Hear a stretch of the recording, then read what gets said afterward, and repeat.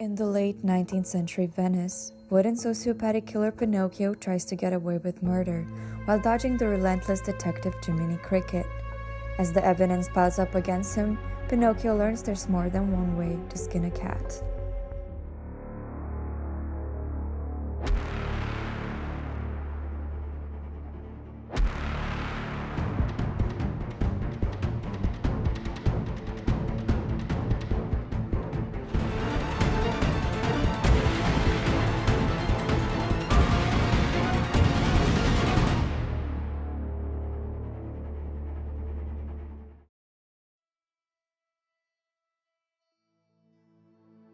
The late 19th century Venice, a part of newly unified Italy, was a perfect place for tourists and culture.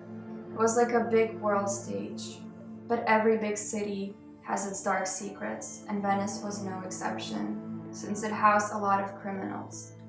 The tiny channels and water were perfect for hiding and escaping. The police, carabinieri, were too occupied with political problems to pay any attention to the surrounding crimes. Therefore, it is no surprise that one of the most notorious cases happened in Venice. The No Strings case has a variety of characters, the main one obviously being Pinocchio. This 14-year-old Venetian boy might look like an ordinary street beggar from the outside. But what the Venetians don't know is that he's a cruel serial killer, struggling with sociopathy. Pinocchio's biggest dream is to be a real boy one day. But because his class won't allow it, he has found a different way to get what he wants. This is how he starts to kill upper-class boys and collect their body parts to make himself a real boy suit. In case he gets caught and needs to lie, he has his pencil sharpener ready for his long nose. I would say that Pinocchio is a highly calculating, manipulative, and violent individual. Jiminy Cricket, part of the Carabinieri force, took over the case as the main detective. Using his intelligence, determination, and persistence, he is willing to do whatever it takes to uncover Pinocchio's crimes, even if the others don't agree with his methods at all times. Pinocchio grew up in a poor neighborhood with his father Geppetto. His neighbors described him as a lonely carpenter who usually kept to himself. However, to Pinocchio he was a monster. Geppetto had a line of tragedies in his life. Every daughter that he had passed away in sad circumstances, and when his first son arrived to this world, he had another price to pay, his wife. For this reason, this buff and depressed man was physically and emotionally abusive towards Pinocchio. As a defense mechanism, Pinocchio developed a hallucinatory representation of his trauma. She appears to him as the Blue Fairy, who somewhat looks like his mother. She brings up memories of his childhood, controls his emotions, and questions him along the way, slowly bringing him towards insanity. The victims of Pinocchio were all young boys from the upper social class. Their appearance is usually put together with luxurious frilly clothes and brushed out bouncy hair. Their families usually describe them as full of life and joy, as well as innocent. Whenever they walked in, the room lit up. Due to Pinocchio's sociopathy, he sees everyone in a specific way, highlighting their most important aspects. For example, the detective is a cricket due to his annoying nature and the tendency to jump around. Therefore, most of the Venetians appear to him as animals too. The lower class people are rats and the upper class pigeons. They seem inferior and distasteful. The No Strings case follows Pinocchio, who is violently killing and collecting body parts from the upper-class boys to make himself a real boy suit. Meanwhile, Jiminy Cricket is on a hunt for this notorious serial killer to gain recognition from his peers and to prove his boss that he's capable of solving difficult crimes. Pinocchio and Jiminy cross their paths when Pinocchio gets arrested under suspicion of stealing some peaches from the market. Jiminy notices that there is something suspicious about Pinocchio's character and starts spying on him. On one hand, Pinocchio is obviously aware of this and misleads the detective all the time. On the other hand, his mental health is deteriorating with flashbacks from his painful past and occasional appearance of the Blue Fairy. During one of the attacks, Pinocchio's victim manages to steal the pencil sharpener Pinocchio uses to make his nose shorter and hide it in one of his pockets. This way, Jiminy is able to link the murders to Pinocchio. Once Pinocchio notices the missing item, he is trying to flee Venice but gets caught by the detective. The The show ends with an epic fight between the two characters, which escalates into Pinocchio catching on fire. Jiminy tries to save him, but it's too late. The investigators were able to recover this CCTV footage. Isn't it remarkable how much you can discover about a person just by observing them? Hey, I think you dropped this. Lies and temptations. Oh, what a tangled web we weave when we first practice to deceive. Oh God, not another one.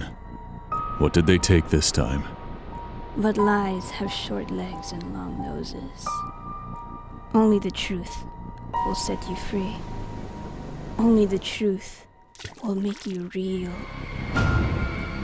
Start acting like a real boy for once! How ridiculous I was when I was a puppet, and how glad I am now that I've become a well-behaved little boy. Do you think you're better than me? Then bring it on. I dare you.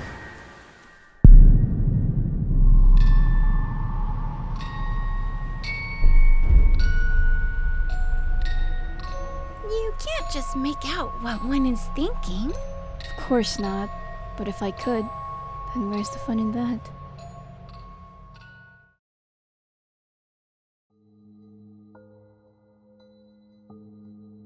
The main idea of the series is the conflict between nature and nurture. I want to leave my audience with something to think about. In this case, by only revealing Pinocchio's goal, motives, and backstory gradually, I create a sort of duality in my character. From one perspective, yes, he's a cold-blooded killer, but from the other, he's an abused boy who's trying to fit harsh society norms. As people, we are always quick to judge, and we keep forgetting that behind every human, there's a story to be told. Everything we do is usually based on our choices and motivations, no matter if you are a sociopath or not. For this reason, the whole show is filled with symbolism hinting this. Pinocchio is not an actual wooden marionette, but he perceives himself as one due to his father's abuse and due to the fact that he feels nothing. His pencil sharpener is actually a napkin that he uses to wipe his nose when it bleeds, when he's thinking hard of a lie. All of this gets revealed at the end of the show when Pinocchio meets his tragic end. Moreover, the contrast between the children's fairy tale and the darker themes in the show makes it more memorable since it breaks the convention. Sonia Studios consists of our director Leah, our visual designers Daria and Elena, our dynamic designers Nicole and Noemi, and me as the producer. No Strings is planned to be a limited series with 10 episodes, each around 30 minutes. The budget per episode is estimated to be around 300,000 euros, with 3 million euros as the budget for the entire show. The target group for No Strings is young adults around the age of 18 to 22. As for the distribution plan, we plan on getting the hype up of social media, mainly Instagram, Twitter, and YouTube, before moving on to online events such as live streams, webinars, and potentially in-person festivals once the current pandemic situation gets better. And expanding context by getting an acquitted showrunner to get us a pitch meeting with Netflix and Amazon Prime. Our primary platforms are going to be Netflix and Amazon Prime, which are both starting to expand heavily into cartoons, especially adult cartoons, and are more likely to take the show up. As for post-production opportunities, No Strings has the potential for a video game as well as many merch opportunities, for example, Pinocchio's pencil sharpener. In conclusion, the No Strings case has the potential to become a successful animated series because of its relatable young adult topics such as identity, mental health problems, and struggle against society. I think it will be still relevant in the future due to its universal topics, while bringing a fresh point of view to the classic fairy tale. And since there are a lot of little messages and details scattered around the show, the audience could rewatch it to uncover them. If you need more information, contact us at Sonia Studios.